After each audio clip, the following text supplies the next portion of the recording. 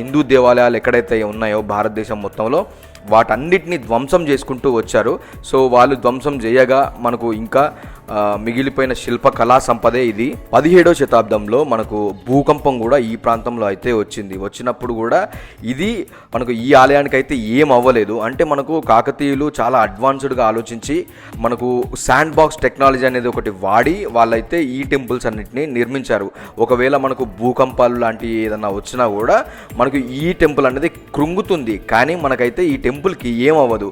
So వాళ్ళు చాలా advanced టెక్నాలజీతో అయితే ఈ టెంపుల్స్ అన్ని నిర్మించడం అయితే జరిగింది. ఈ ఆలయాన్ని పైనుంచి మనం చూసినప్పుడు, అంటే ఏరియల్ వ్యూ చూసినప్పుడు మనకైతే ఇది ఒక స్టార్ ఆకారంలో కనబడుతుంది. ఈ టెంపుల్ మీద కూడా మనకు ఒక స్టార్ ఆకారాన్ని అయితే వేశారు. ముఖ్యంగా మనం ఈ టెంపుల్లో లైటింగ్ చూసుకున్నప్పుడు లైటింగ్ అనేది చాలా అద్భుతంగా ఉంది. అంటే మనకు 3 సైడ్ల 3 ద్వారాల నుంచి వెళ్ళి మనకు లైటింగ్ అనేది పడ్డప్పుడు మనకు ఆ పిల్లర్స్ మీద పడ్డ